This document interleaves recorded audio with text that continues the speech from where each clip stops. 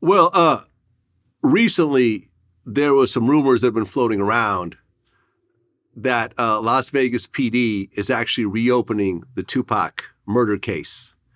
And there's a rumor that Keefe D might get charged with the murder. How he gonna get charged and the feds made the deal with him?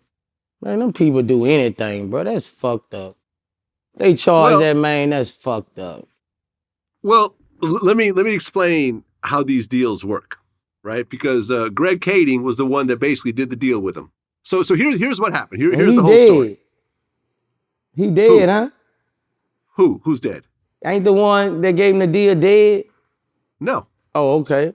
No, Russell Poole's dead. Greg Okay. Yeah. So here was the deal that happened, right? Essentially, Keefe D, who was in the car with Orlando when Tupac got killed, he got caught up in a PCP case. So he was basically had this huge PCP case where he was facing life in prison. He was offered a proffer agreement, right? AKA Queen for a Day. So in a proffer agreement, they ask you a bunch of questions having to do with criminal activities. If you answer all those questions truthfully and they establish that you were truthful in all your questions, anything you say cannot be used against you to incriminate you from your answers. So when they asked him about the Tupac murder and he told them exactly what happened, we were in the car, Orlando did the shooting, blah, blah, blah, blah, blah, they made his PCP case go away. Right? So he walked away from life in prison by sharing that information with them. Now, a proffer agreement only applies to what you say that particular day. So if you say, hey, I killed Tupac, that day, you can't be charged with that murder. But if the next day you go tell someone else, hey, I killed Tupac, they could charge you for that. So what they're saying is because of all the book that he wrote and all the interviews that he did, that potentially could reopen the investigation and allow him to be charged because he said that outside of that proffer agreement.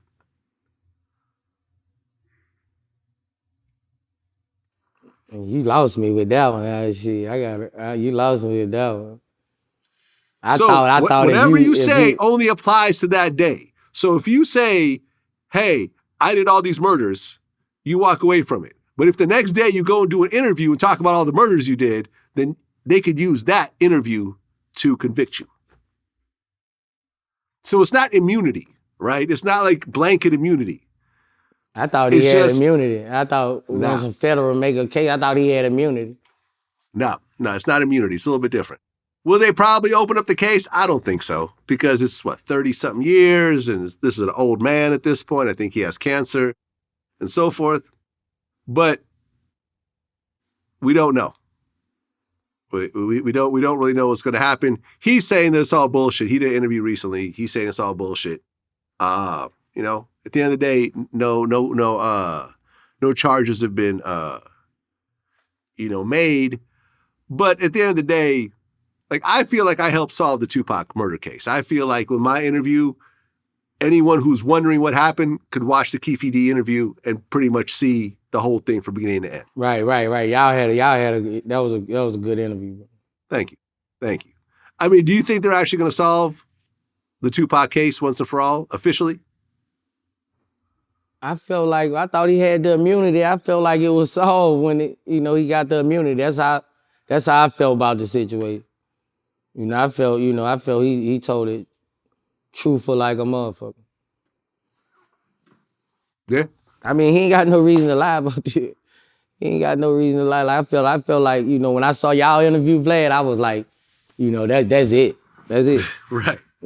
That's how I felt also. I'm like, all right, this is the story. For everyone who's thinking that Suge did it, everyone thinking that the government did it, everyone thinking that, like, I don't know, like some helicopters came in. Nah, like he went and beat up a dude who's known to be a shooter. Oh, and here's what's interesting. You want to hear an interesting part that actually hasn't been released yet? I never thought Suge did it. I remember when Tupac first got killed, bro.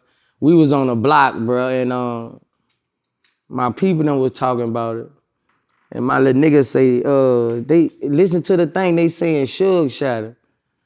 And one of my big homies was like, man, nigga ain't gonna kill their money, bro. He's like, nigga ain't gonna kill their money, bro. It don't go like that level. Like he put my little nigga in his place and, really made us realize like nigga ain't gonna kill their money. Like, nigga stop that right out there. Like, nigga ain't killing their money.